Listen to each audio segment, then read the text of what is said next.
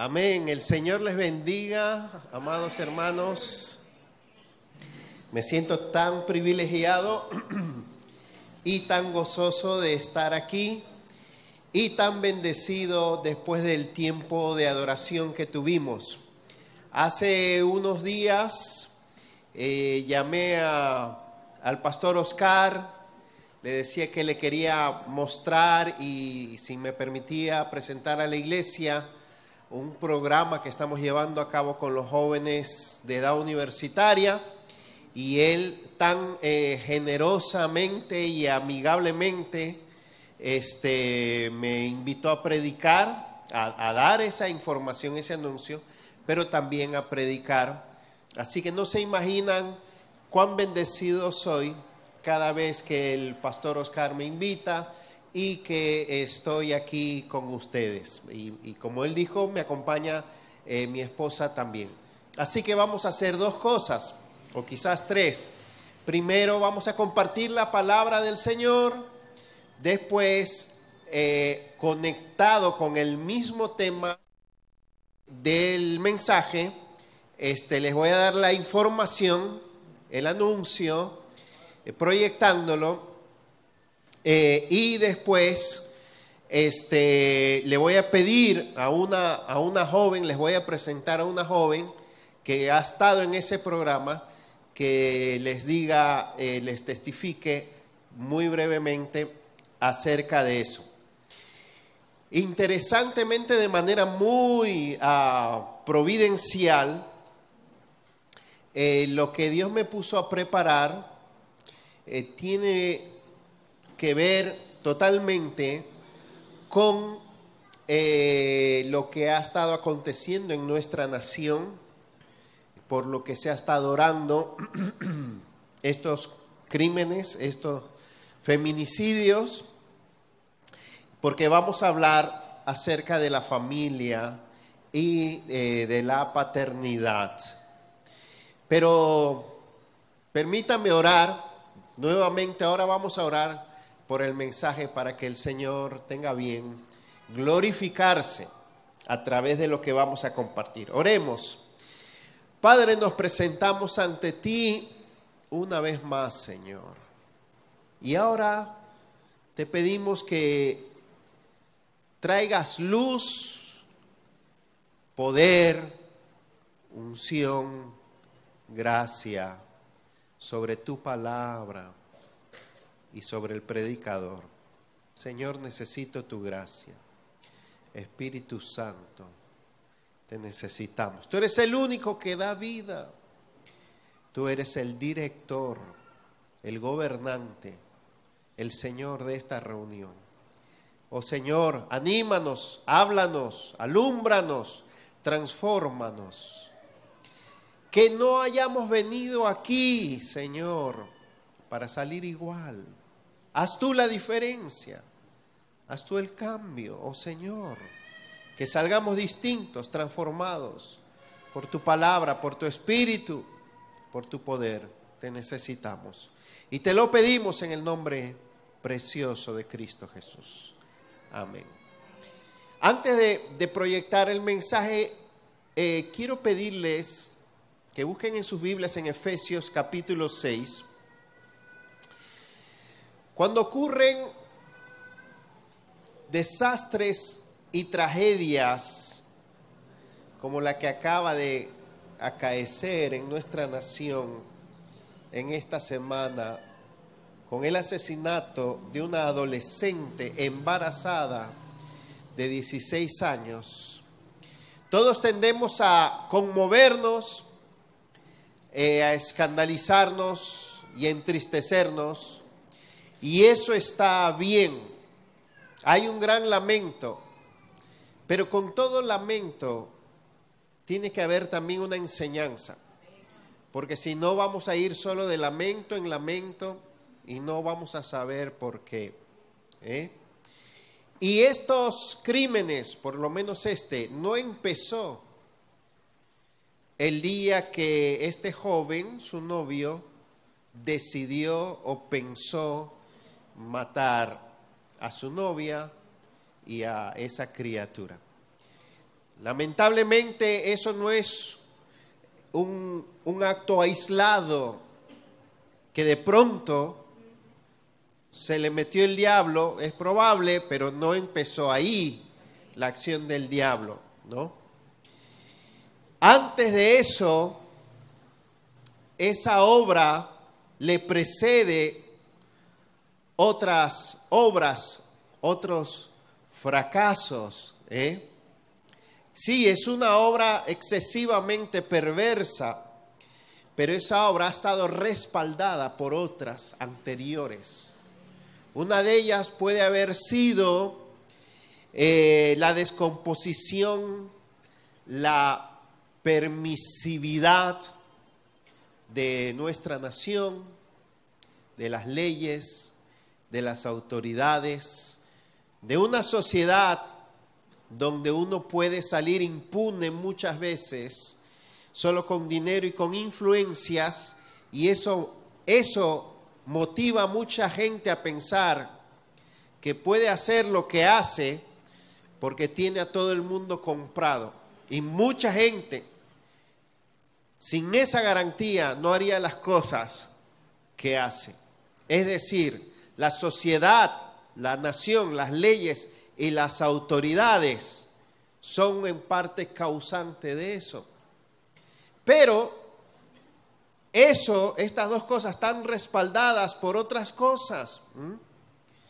Porque ese crimen empezó por un noviazgo permitido, respaldado, prematuro, siendo indebido y siendo prematuro en unos jóvenes, por lo menos en ella, que no estaba en edad de discernir lo que le convenía, de lo que es una relación, de meterse en amores, de conocer la diferencia de edad y de todas esas cosas. Alguien le permitió a esa joven esa relación, se la autorizó. Alguien no tuvo, o quizás no tuvo la autoridad, ni el carácter, ni la sabiduría para aconsejarle y hacer lo que esa joven debió de hacer para que no llegara a pasar eso. Y ahí los padres son corresponsables de eso, sobre todo porque son menores. Y ahí se demuestra la ceguera, la necedad de los padres, la falta de autoridad en los hogares, la falta de criterio. Pero eso viene de más antes, porque esas faltas, cuando nuestros hijos ya están en la adolescencia, se cometen también. Esas faltas de los padres se cometen porque no se ha hecho una labor antes, cuando nuestros hijos están pequeños. Así que esa situación de noviazgo, sea por rebeldía, sea por falta de consejo, sea por falta de labor y de autoridad de los padres, también se debe por algo que no se hizo en la niñez de esa joven. Creció en el temor de Dios. Creció en instrucción de lo que es bueno y de lo que es malo. Cuando llegó a los 12 años se le dijo cuál es el propósito de una pareja. Se le habló, se le enseñó de las consecuencias de las relaciones sexuales. Se le habló del propósito de Dios, de los requisitos para escoger una pareja. Se le crió desde pequeña en los principios del Señor. Se le crió bien. Permítame decirle, lo dudo mucho. Puede ser que sí, porque cuando el joven quiere ser rebelde, aún de los mejores hogares, aún en hogares cristianos responsables, el joven decide ser rebelde contra Dios y contra sus padres. Puede pasar, pero en muchos casos se debe a la labor que no hicieron. Ahora entendamos esto. El nosotros estar en una iglesia cristiana evangélica no nos garantiza que hemos hecho nuestro trabajo. No, no, no, no, no. Es más, creemos que Dios se hará cargo, la iglesia se hará cargo y por eso yo no hago lo que tengo que hacer. Y somos padres irresponsables. Ahora, pensando en eso, vengamos aquí a Efesios capítulo 6. Y vamos a leer los primeros 4 versículos. Vamos a llamarle a esta reflexión, hoy queremos que el mensaje sea más breve, Cristo en el centro de la familia. Es decir, cómo realmente poner a Cristo en el centro de la familia. Dice aquí, Efesios 6, hijos, obedeced a vuestros padres en el Señor, porque esto es justo. Honra a tu padre y a tu madre, que es el primer mandamiento con promesa, para que te vaya bien y para que tengas larga vida sobre la tierra. Y vosotros, padres, no provoquéis a ira a vuestros hijos, sino criadlos en la disciplina e instrucción del Señor. Es increíble que el Señor da aquí ya todas las pautas necesarias, todos los principios necesarios para tener una crianza exitosa. Ahora bien, aquí hay varios mandatos, tanto a los hijos como a los padres. Obedeced. Son principios tan poderosos. A los hijos es increíble que solo se le manda una o dos cosas: que obedezca y que honre. Y con eso Dios se hace cargo de todo. Y a los padres, primero, que no los provoquen a ira. Y segundo, que los eduquen, que los críen con 2 ingredientes: la disciplina, según el Señor, y la instrucción o amonestación del Señor. Esto es profundo, difícil, pero sumamente sencillo. Pero no lo hacemos no porque no lo entendemos, no porque esto sea complejo, sino porque cuesta demasiado. Ahora, ¿cómo esto se puede llevar a cabo? Esto quizás ya lo conocemos. Probablemente ustedes lo han escuchado varias veces.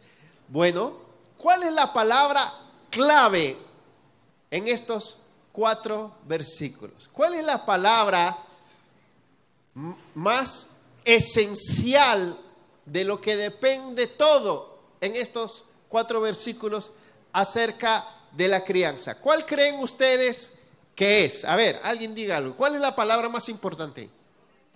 Amén. Oh, qué linda la crianza, podemos decir, pero aquí dice: hijos, obedeced a vuestros padres en el Señor.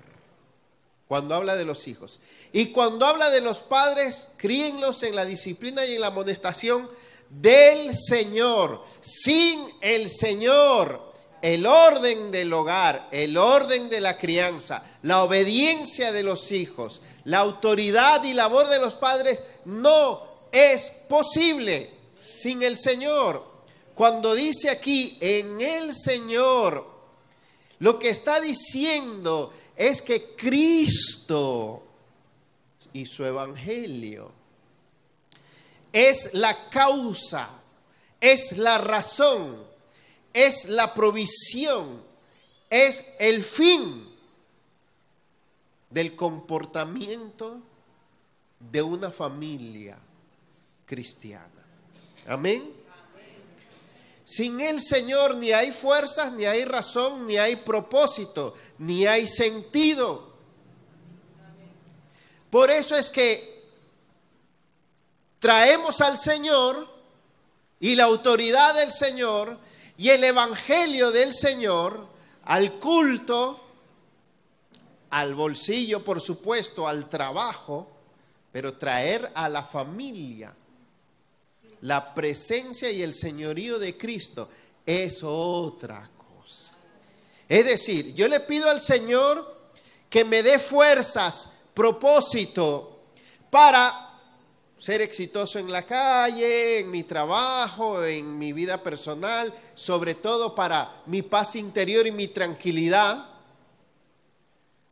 Pero otra cosa es pedirle al Señor que me dé la razón, la causa, las fuerzas, el propósito suficiente para criar a mis hijos tal y como Él dice. Ahí como que al Señor no le oramos mucho, no lo necesitamos mucho. Y ahí en el hogar necesitamos buscar del Señor más que en ninguna otra esfera. Óigame, porque llevar un buen matrimonio y una buena crianza requiere unas fuerzas del Señor, un aliento del Señor, una sabiduría del Señor, una presencia del Señor muy grande, muy grande. Ahora, habiendo dicho esto, quisiera mostrarle 4 principios muy básicos acerca de cómo Cristo puede ser el centro de la familia. Quisiéramos poner la proyección. Y el primer fundamento es la importancia de los hijos. Entendamos esto, amados hermanos. Nuestros hijos son importantes y muy valiosos, no porque son sus hijos, no porque usted los quiere, no por el amor que usted les tiene, no porque son lindos, como decía la lechuza de sus hijitos. No, eso no es suficiente para que usted vea la importancia de esos hijos que Dios le ha dado. Veamos ahí varias cosas. Primero, nuestros hijos son valiosos porque, sigamos, dice, son creación de Dios, creados a imagen y semejanza de Dios, ¿ok?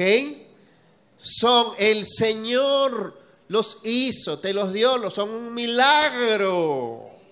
Tú no podías comprarlos en una farmacia, tú no podías producirlos por más que quieras.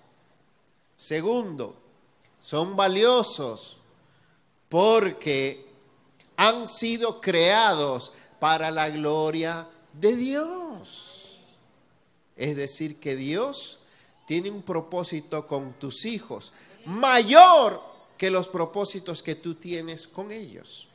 Tercero, Dios tiene un plan para ellos. Dios no te los ha dado por gusto. Dios no te los ha dado para que tú cumplas tus planes y tus propósitos. Son Salmo 127, herencia de Jehová. Versículo 3. Son herencia del Señor. Dios tiene un plan para ellos. Siguiente. Nuestros hijos son valiosos porque desde su concepción son obra de Dios. En otras palabras, su desarrollo físico, intelectual, emocional, social, espiritual es una obra que Dios tiene que ir construyendo en ellos.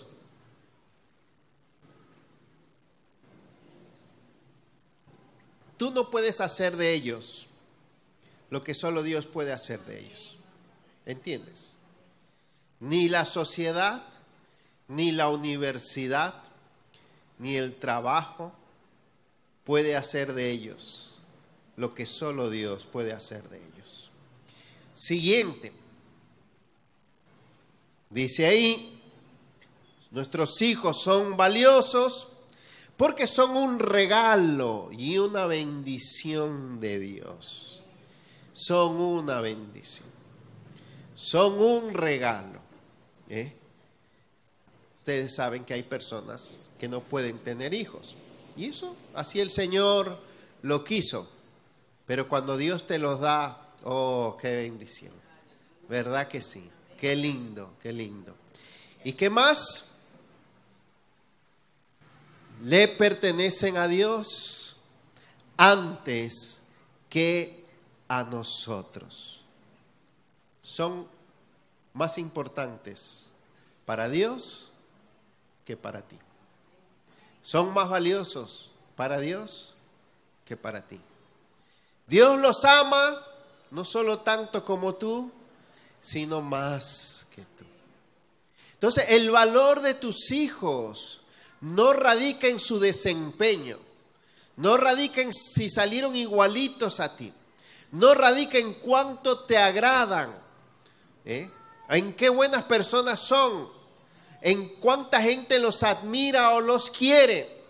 No radica solamente en un hecho biológico de que son seres humanos, son seres vivos y toda persona, bueno, como es un ser vivo, es valiosa. No, es Dios, su plan, su obra, su propósito y su amor lo que hace que nuestros hijos sean tan importantes y tan valiosos. Cuando yo lo veo desde ese punto de vista, mi preocupación sube, mi conciencia de cómo debo de criarlos aumenta. Amén. Ese es el primer principio, la importancia o el valor de nuestros hijos. Vamos al segundo principio, por favor, hermano. La naturaleza de los niños. ¿Ok? Ya esto es diferente. El que sean valiosísimos e importantes no quiere decir que son ángeles, querubines, tesoros incorruptibles, 3 veces santos, porque uno se derrite por ellos y se olvida de la naturaleza que tienen. No confundas el valor que tienen para Dios con la condición que tienen. Ahora veamos algunos hechos bíblicos básicos acerca de la naturaleza de nuestros hijos. Primero, dice ahí, los niños tienen una naturaleza pecaminosa. Romanos 5 del 12 al 19. Sí, un pecadorcito más al mundo. Un nuevo hijo de Adán y Eva, perteneciente a la raza caída. Es decir, tienen desde que nacen un corazón o una inclinación hacia el pecado. Por supuesto que en un bebé de 10 meses, esa inclinación al pecado no se va a manifestar en malas palabras, en crimen, en borrachera, pero sí se va a manifestar desde muy temprano el egoísmo. ¿Han visto bebés de 4 meses, de 3 meses, que cuando usted los va a mover de su cama, porque usted también necesita dormir, hacen una rabieta, pero con rabia, con reclamo y con una autoridad que asusta? Y tienen 4 meses. Ni siquiera su cerebro está bien formado. ¿Y de dónde le sale eso? ¿De dónde sale ese espíritu? Es la naturaleza egoísta, rebelde, desobediente. Eso viene de paquete. El pecado, yo no sé dónde está metido, en los genes, en el código genético, algún glóbulo en la sangre que no se ha descubierto, pero está adentro. En la esencia misma. David decía, he aquí, Salmo 51, en maldad he sido formado y en pecado me concibió mi madre. Wow. ¿Qué más dice ahí? Los niños, en primer lugar, son pecadores. Entiende eso. Está bien que sean hermosísimos porque salieron a ti. Está bien que tengan unas ocurrencias bellísimas. Está bien que tengan la ternura propia de los niños cuanto más pequeñitos son. Pero, ¿qué necesita un pecador? Tienen la condición y toda la necesidad de cualquier pecador. Es decir, de un Salvador, por sobre todas las cosas. No hay nada que un hijo necesite más que un Salvador, Cristo el Señor. Si tiene 3 años, necesita un Salvador. Si tiene 10 años, necesita urgente un Salvador. Y si tiene 15 años también, y aunque tu hijo tenga 30 años y todavía lo ves por ahí que no sabes si el Señor vive en su vida, necesita desesperadamente un Salvador. Y aunque se haya convertido en un buen muchacho, necesita un Salvador.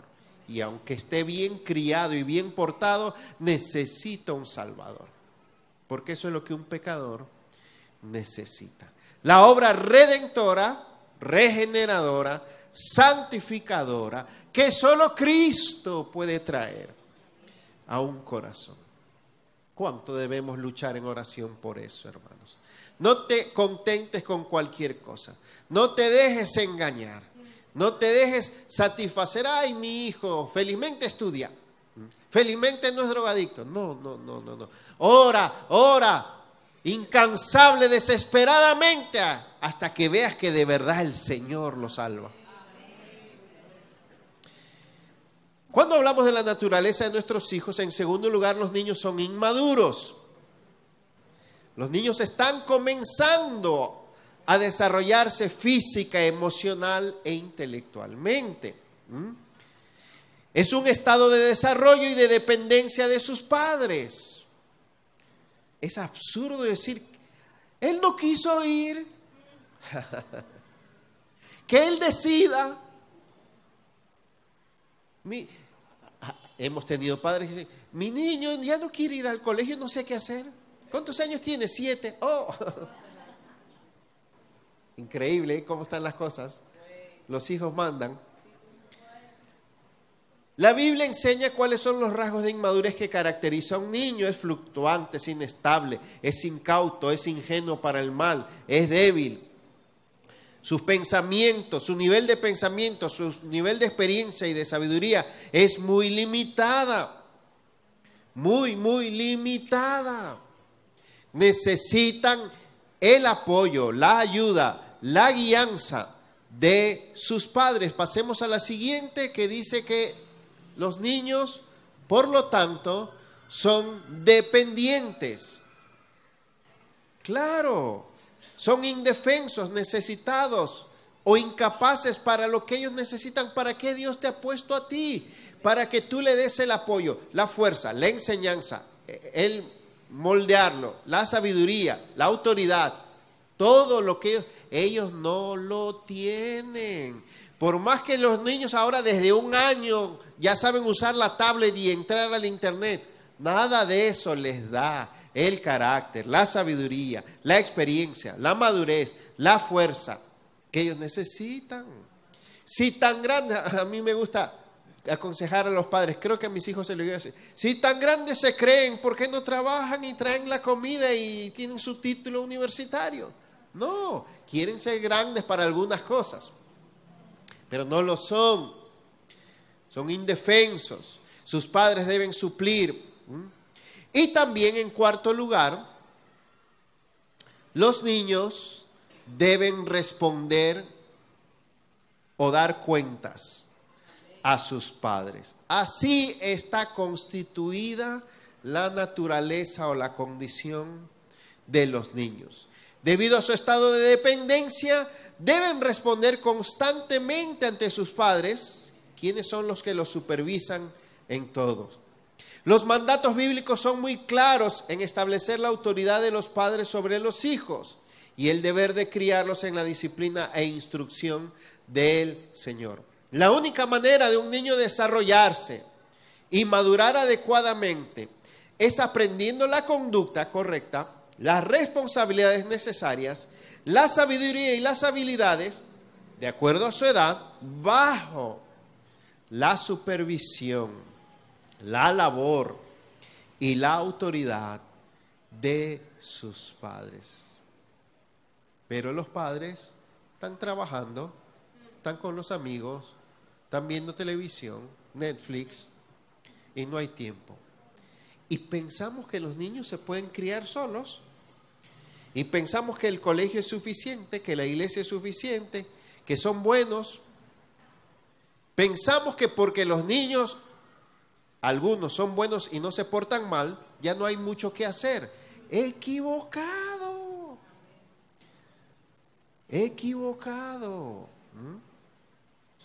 hay que traer mucho consejo, mucha enseñanza, mucha autoridad, mucha interacción con ellos. Un resumen, pasamos al siguiente. Entonces, ¿qué hemos dicho hasta ahora en esencia acerca de la paternidad bíblica? Número 1, los hijos son de Dios y son un regalo de Dios. Es decir, Dios está sumamente incluido, metido e involucrado en tu paternidad, en tu familia, en tu crianza. Tu preocupación más importante como padre es Dios. Número 2, los padres son mayordomos de sus hijos. Los padres tienen una gran responsabilidad dada por Dios. Los padres habrán de dar cuenta a Dios. Los padres tienen que ejercer su labor bajo el señorío de Cristo. Y número 3, los hijos necesitan una crianza bíblica para su formación y necesitan discipulado para tratar con su corazón. Estas cosas son muy conocidas, pero esto es el A del ABC, lo más básico de lo más básico. Ahora, traigamos a la luz de esto y a la luz de Efesios 6, 3 implicaciones. Si es en el Señor y por causa del Señor, entonces hay 2 tipos de crianza que debemos de descartar y una sola que debemos escoger. Número 1, un hogar padre céntrico.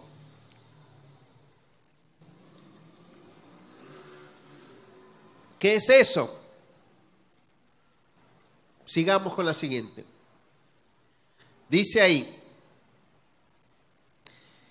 la meta, y esto es el primer modelo erróneo, no bíblico de hogar.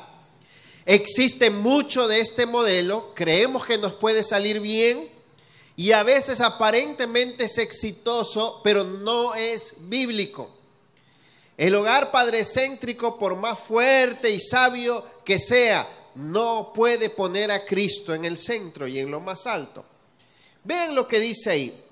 La meta de estos padres es que sus expectativas y aspiraciones sean satisfechas. No están preocupados por la condición profunda de sus hijos, ni por luchar junto con ellos, sino por ser complacidos.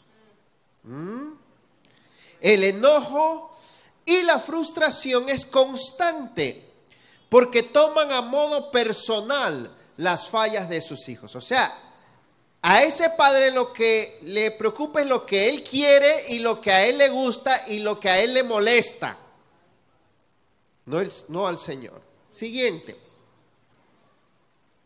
Un hogar padrecéntrico tiene como condición fundamental, es decir, característica fundamental, el orgullo.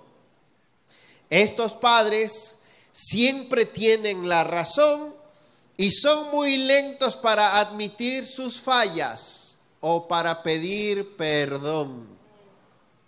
¿Ha visto algún papá así o mamá? Yo he visto algunos. Y a mí mismo también. Tercero, control. Control. Espera que los hijos le obedezcan hasta en lo más insignificante y le da demasiado énfasis a la obediencia. Puede ser que se pongan a jugar parché. Yo no sé qué se juega hoy en día. En mi tiempo se jugaba a las escondidas. A jugar almohadazos. Y aún ahí, para ese padre, todo es obediencia. Todo es autoridad. Todo es control. Todo es como él quiere que se haga. Padre céntrico. Siguiente. Ocupado.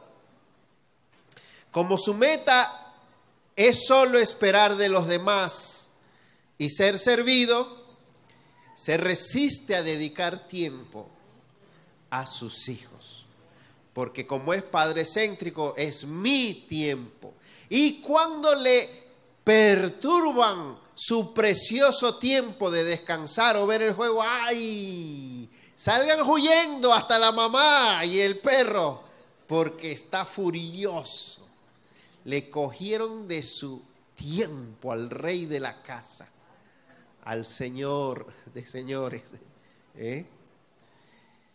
Siguiente, hipócrita.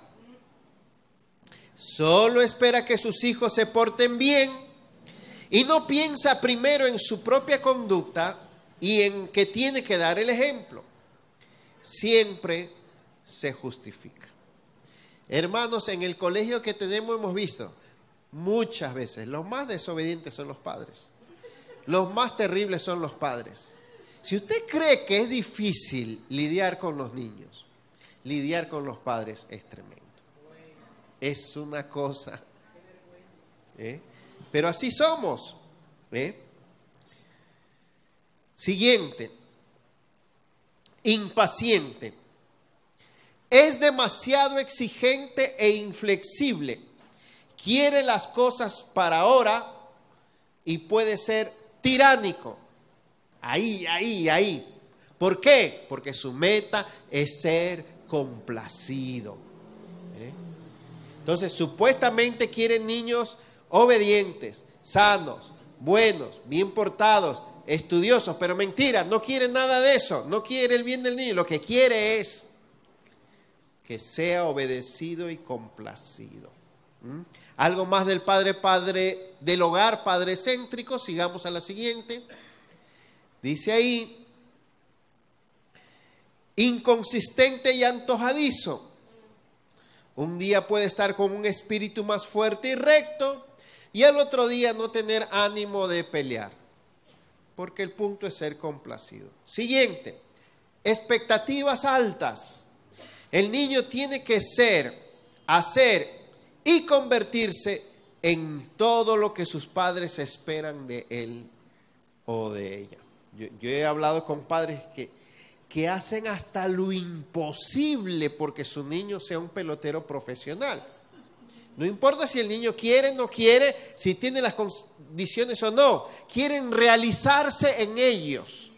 Lo que ellos no lograron, no hicieron, o a veces por dinero, quieren que sus hijos lo hagan. Siguiente, centrado en sí mismo. Él, ese padre, es el centro y la medida de toda decisión y elección para sus hijos. No es capaz de poner los intereses de Dios o de su hijo primero. Dígale a ese tipo de padre que el Señor quiere llevarse a su hijo al campo misionero y no va a llegar a ser el personaje ilustre que su padre quería. ¡Ay! Se pelean con Dios. Y no, mi hijo, que tú sabes que nosotros tenemos 6 generaciones luchando por estar mejor, y cómo va a ser, y tú. Y por último, idólatra. El hogar padrecéntrico tiene como raíz un ídolo, y el ídolo de ese hogar es ese padre o esa madre. No solo los hombres, que a veces son más fuertes de carácter. Yo he tenido hermanas en consejería en mi oficina llorando, quejándose del esposo, pero lo que querían era tener el control. Lo que querían es que se hiciera lo que ellas querían. Y como no se logra, ahí arman todo. Idolatría, dice, hacen los deseos de su corazón más importantes que agradar a Dios.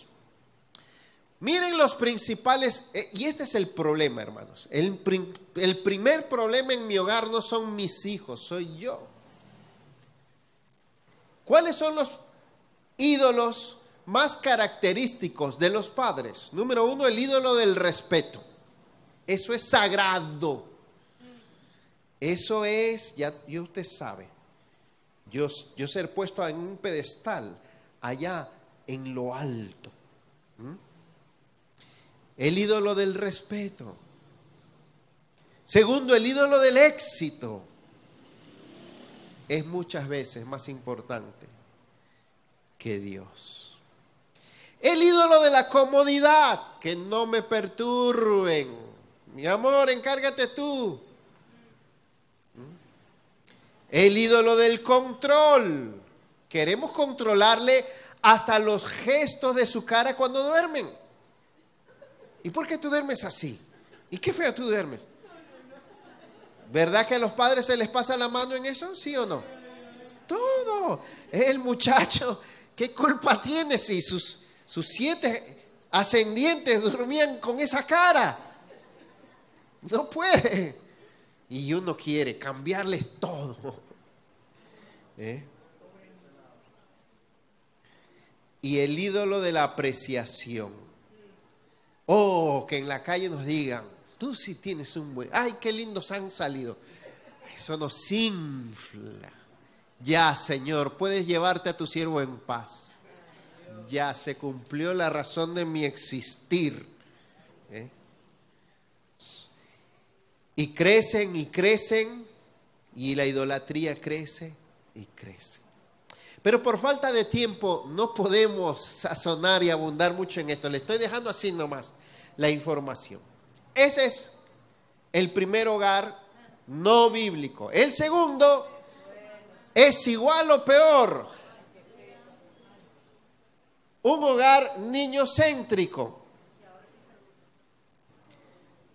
Definición. Este es el hogar donde los padres, por falta de carácter, de conocer bien su rol y de suficiente devoción a Dios, idolatran a sus hijos, hacen de ellos el centro de todo, viven para servirles y el niño o niña desarrolla una conducta egocéntrica monstruosa. Monstruosa porque puede llegar a ser ¡wow! Gigante. ¿Cuáles son las características de un hogar niñocéntrico? Número 1, manipulación. El niño reacciona en ira, encerrándose en sí mismo y hace rabietas porque sabe que así siempre obtendrá lo que quiere. ¿Ha visto eso? Yo sé que eso solo sucede en Santiago. Oren para que no llegue a Moca eso. Cuando usted ve eso, cuando uno ve eso en la calle, da ganas de darle una pela a la mamá primero, ¿ha visto? Pero ¿sabe cuántos hogares los niños siempre logran lo que quieren? ¡Oh! ¡Qué terrible, hermanos! Claro, para mí es muy fácil corregir a los niños de las otras familias. Ahí me sale toda la piedad suficiente. Pero ¿cómo puedo? Pero cuando son mis propios hijos, la batalla es diferente. Es distinta. Manipulación. Padres que han permitido que se establezca como norma gobernante en el hogar la manipulación. Y si al año de edad ya saben manipular y los dejan siempre manipular, imagínense cuando esa criatura llegue a los 12 años. Yo conocí a un muchacho, claro, no era creyente, pero se había acostumbrado tanto a eso, que cuando la mamá le regaló un carro, le cayó a palos al carro porque no era el carro que quería. E hizo que la mamá se lo llevara. ¿Y qué hizo la mamá? Le obedeció. ¿Cómo llegó a eso? Fácil, desde chiquito, poco a poco. Segundo, consecuencias. No hay consecuencias. El niño peca claramente y los padres permiten que se salga con la suya porque le temen más al niño que a Dios. El niñito quiere decir algo, romper algo. El niñito no quiere ir a la iglesia. El niñito quiere ahora meterse en una relación con un inconverso, con una inconversa. El niñito blasfema contra Dios y no hacemos nada.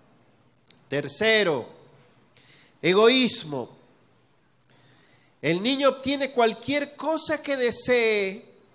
Él o ella cree que sus padres existen para un solo propósito: agradarle a él. Nunca se le ocurre preguntar: ¿qué tú quieres, mami? ¿Qué tú quieres, papi? ¿A dónde tú quieres ir? No existe.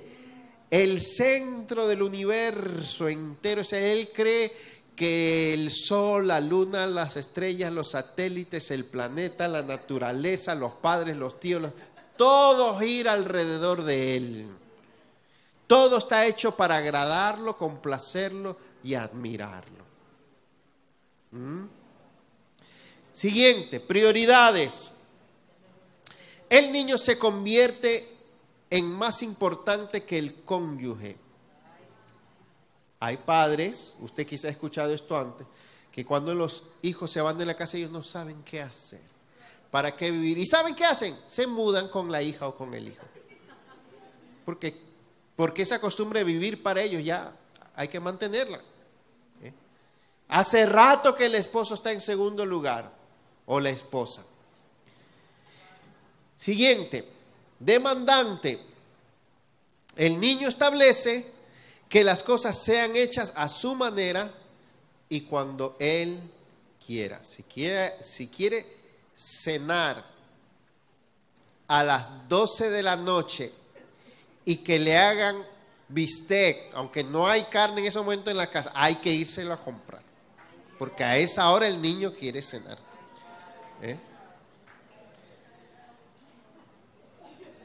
Siguiente, 3 más del niño, del hogar niño céntrico. Responsabilidades. El niño no tiene responsabilidad alguna. Los padres hacen todo para el hijo o la hija. Yo he visto un montón de padres que se quejan con el pastor, se quejan con las autoridades, se quejan con el síndico. Mira, pero desde que llegan a la casa, ¿qué hacen? Perpetuar lo mismo. No dejan que sus hijos hagan nada. Y creen que eso es amor, que eso es compasión. Es un ídolo. Es decir, hay papás y hay mamás que complacen, se tiran al piso para que su hijo camine por encima de ellos, porque que su hijo sienta que su papá y su mamá están abnegadas es su máxima realización como padres. Y es un ídolo, eso es un ídolo. Que mi hijo me quiera, me busque, dependa de mí, aunque sea injusta y cruelmente, no importa. Es 5ª vez que está en la cárcel, esta vez por homicidio, pero yo me sigo sacrificando por él, por ella. Porque no puedo perder ese lazo que él me vea así, me quiera así. Yo soy su mártir y me realizo con eso. Eso es idolatría. Comunicación. Siguiente. El niño dice a los padres qué hacer, como si fueran un igual o como si estuviera a cargo. Y por último, nunca es ofendido. Los padres hacen todo lo que puedan para no ofender a su hijo. Entre otras cosas, no disciplinarlo. ¿Usted cree posible que en esta tierra existan algunos padres que le tienen miedo a sus hijos? De que los hay, los hay. Increíble, increíble. Pero es así. Tuvimos casos extremos en el colegio donde habían padres cristianos que nunca habían disciplinado a sus hijos. Le habían puesto la mano adecuadamente habían aplicado la vara, y eso que la Biblia lo dice. Yo no sé en qué iglesia puede estar alguien que por 8 años no le han enseñado que corrija a sus hijos con vara. Y cuando les dijimos, tiene que hacerlo, hágalo, adivine qué, se ponían a llorar, se sentían incapaces, perdían el control, no saben cómo hacerlo. Bueno, déjame darte a ti la pela para que entonces esto da gana de darle pela a los padres, ¿sí o no? ¿A dónde hemos llegado? Vamos ahora al buen ejemplo. ¿Quieren ver el último? Necesitamos verlo. ¿Verdad que sí? Un hogar diocéntrico. Definición. En un hogar diocéntrico, el propósito principal de la vida de esa familia es glorificar a Dios. Amén. En contraste con los otros 2 tipos de hogares, donde el propósito es agradar a los niños o a los padres, este hogar es aquel donde cada miembro está comprometido en servir y agradar a Dios. Aquí, la voluntad de Dios y la presencia de Dios es exaltada por encima de todos los demás. Querido hermano, no hay hijo, no hay hija, no hay esposito ni esposita que esté por encima de Cristo. En esta familia se espera, por lo tanto, que haya obediencia al Señor, sacrificios, sacrificar la comodidad, y servicio para ser como Cristo. Y se señala la maldad y los deseos engañosos e insaciables de la carne. Es decir, que se señala cuáles son los enemigos de Dios. Lo que se opone a Dios en nuestro hogar, desde el papá hasta el niño más pequeño. ¿Cuáles son algunos elementos de un hogar diocéntrico? Número 1, la verdad. La fuente de verdad y autoridad es la palabra de Dios, no la palabra del padre o de la madre o de la abuela o del abuelo, sino de Dios. El Señor dice que esto es malo y punto. El Señor nos enseña que esto es bueno y punto. El Señor nos enseña muchísimas cosas y hay que enseñarlas y establecerlas en el hogar. Elemento número 2, adoración.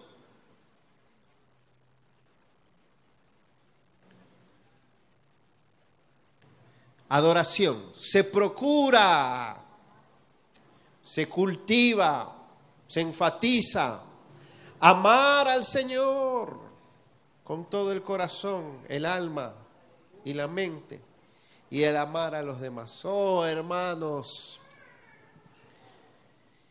yo valoro la buena educación, los buenos modales, las buenas costumbres, la responsabilidad y muchas otras cosas. Pero lo que más me preocupa es si mis hijos aman o no aman al Señor. Y nada vale como eso. Nada se compara a eso. Porque primero es Dios, y yo sé que lo primero que Dios quiere de ellos, igual que de mí, es que lo amen a Él. Y de ahí se desprende todo. Tercer elemento, se glorifica a Dios. ¿Cómo? Pensando y actuando como Cristo. Se glorifica a Dios. Cuarto elemento, el Evangelio. Lo más importante es quién es Dios, ¿Qué ha hecho Cristo por nosotros? ¿Y quiénes somos en Cristo? Cada acto de conducta de nuestros hijos, cada rebelión, es una oportunidad para predicarles el Evangelio, para hacerles ver la necesidad de la obra de Cristo, para hacerles ver cómo está su relación con el Señor. Lo primero no es si a mí me ofendieron, si a mí no me gustó, si a mí esto o lo otro, o si la reputación de mi hogar. No, lo primero es su necesidad de la obra de Cristo en sus vidas. El Señor puede permitir, hemos visto allá en nuestra iglesia, en los mejores hogares, situaciones terribles. Y uno dice, ¿y por qué? ¿Y qué pasó? Y los padres, el shock de los padres, en primer lugar, ¿saben cuál es? No es el problema en sí, sino el ¿por qué a mí? ¿Cómo que por qué a ti? Porque Dios sabe lo que tiene que enviar a tu hogar para salvar a tus hijos, para hacerles ver su condición, para reconciliarse con ellos. Porque Dios está más interesado en la salvación de ellos y en la eternidad de ellos que en un hogar bonito, que en un hogar feliz o próspero. Él quiere cumplir su propósito eterno y santo. Quinto elemento. Hay un enfoque de tratar con el corazón, con los asuntos del corazón, no meramente con la conducta externa. Cada uno de estos puntos, nosotros tenemos el trabajo, a cada uno de estos puntos hay que sacarle después todo un estudio. Por ejemplo, cómo tratar con el corazón de los hijos. Hay libros enteros de buenos maestros. Por ejemplo, hay uno que se llama Pastoreando el corazón de tu hijo. Es decir, la cantidad de sabiduría, de conocimiento bíblico que yo necesito solo para ese punto es toda una escuela. Pero estos son solo principios fundamentales.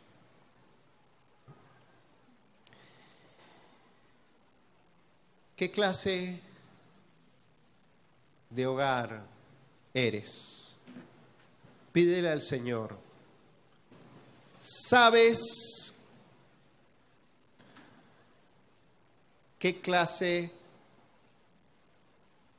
de hogar es el tuyo? ¿Es padre céntrico? ¿Es hijo céntrico? ¿O es diocéntrico? Permítame 10 minutos más, quizá 15. Ahora, esto es un anuncio, pero está muy en armonía con lo que acabamos de compartir. Como me han escuchado antes, por 19 años el Señor nos ha permitido la gracia de dedicarnos a la educación cristiana y cooperar con los padres cristianos en la formación de sus hijos. La visión que tenemos de un colegio cristiano es que un colegio cristiano se dedica a la formación integral, y eso es verdadera educación: formar el corazón, formar la mente, formar el carácter y la conducta de los niños. Uno de los versículos que más nos habla de la educación es Lucas 2, donde dice que Jesús crecía intelectualmente en sabiduría, espiritual y socialmente y físicamente, en estatura y en gracia con Dios y los hombres.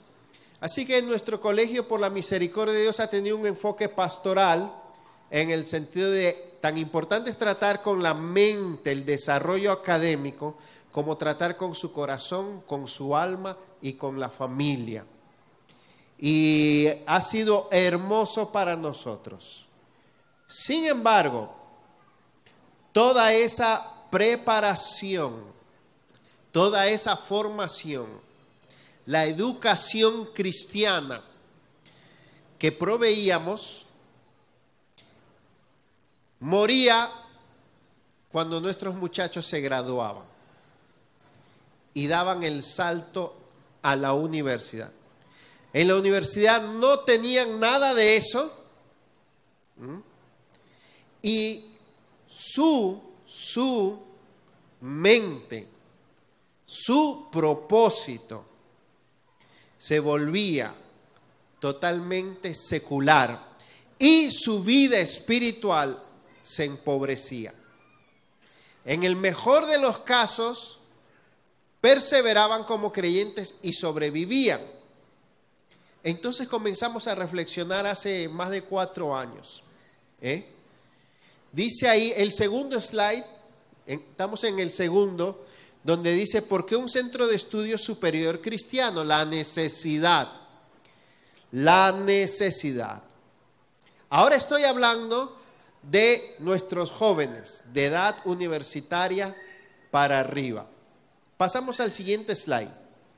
En el aspecto espiritual, notamos que la universidad trae ataques ateos, evolucionistas y materialistas. Lo único que existe es el trabajo y el dinero. En el aspecto vocacional existencial, descubrimos que nuestros jóvenes adoptaban un propósito de vida humanista, existencialista. Nada más, vivir para lo que todo el mundo vive. En el aspecto filosófico o de cosmovisión, la universidad no les enseñaba a ver todo en la vida como Dios lo ve. En el aspecto educativo, hay un gran relativismo hoy en día en todo lo que se enseña. Lo bueno ya no es bueno, ya no es malo, es lo que tú quieres que sea. Y en el aspecto de sentido de misión o responsabilidad transformacional, cuando nuestros jóvenes adquieren una carrera, no hay sentido de misión de parte de Dios. Esa es la realidad de nuestros jóvenes universitarios cuando adquieren una profesión. ¿Cuál es la causa de esto? Pasamos al siguiente. Primero, el Evangelio no ha transformado la dimensión vocacional laboral del creyente. Entendamos esto, amados hermanos. El Evangelio afecta el alma, el corazón, la relación con Dios, la eternidad, la familia, las relaciones, nuestra misión evangelística. Pero el Evangelio tiene que afectar la manera como tú estudias y trabajas. Es decir, ¿para qué tú vives laboralmente? En otras palabras, si eres ingeniero, médico, abogado, plomero, ebanista, carpintero, ¿cómo el Evangelio cambia tu ética de trabajo, tu propósito de trabajo, tu sabiduría para trabajar? Pero eso, el Evangelio todavía no ha llegado a afectar, por lo menos en nuestra nación. ¿Por qué? Porque la iglesia todavía no ha penetrado en la dimensión de la educación, niñez y vocacional, profesional, universitaria. Pero esto que les digo, hay naciones donde por siglos, sí ha sucedido. Dice, no estamos ejerciendo nuestra profesión de una manera que transforme el mundo para la gloria de Dios. No estamos impactando y transformando el mundo, no estamos siendo luz. Solo estamos insertándonos en el mundo profesional y en el mercado laboral secularmente para ser uno más. Todos nuestros universitarios cuando se gradúan, ¿saben qué hacen? Lo que todo el mundo hace. Yo no he dicho que roban, se portan bien. el mundo, la sociedad no está siendo transformada porque nosotros estudiamos y trabajamos para los mismos propósitos que el mundo, no para ser sal. Lo voy a decir de otra manera. Cuando la iglesia viene, cuando los creyentes se reúnen, se recargan y aprenden y son discipulados. Pero cuando salen, pasan más horas en el mundo que congregados. Cuando salen es para hacer luz. Pero no solo para hacer luz como vecinos con su conducta o evangelizando, sino para hacer luz como en su manera como trabajan. Y en la clase de profesionales que son, en ese aspecto, el evangelio todavía no ha transformado. ¿Cómo así? ¿Acaso hay una medicina cristiana? ¿Una arquitectura cristiana? ¿Una plomería cristiana? Sí la hay.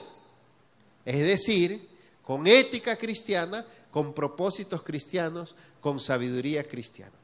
¿Cómo es esto? Sigamos. Siguiente. La respuesta. Sin pensarlo, nos juntamos 4 pastores que también, y sin darnos cuenta, no solo éramos pastores, sino también maestros y directores de escuelas cristianas. Un pastor del Colegio Bautista de la Gracia, un profesor, y es director, un director del Santiago Christian School, quien les habla, y otro de los pastores de nuestra iglesia. Y formamos esto que le llamamos College Cristiano, Oasis y Reforma. Pasemos a la siguiente. ¿Qué es esto? La visión de este college cristiano es formar una generación de profesionales con sabiduría, carácter y liderazgo bíblico que sean capaces de reformar nuestra sociedad por medio de sus carreras, a fin de traer todo al orden divino para la gloria de Dios. Esa es la visión. La misión.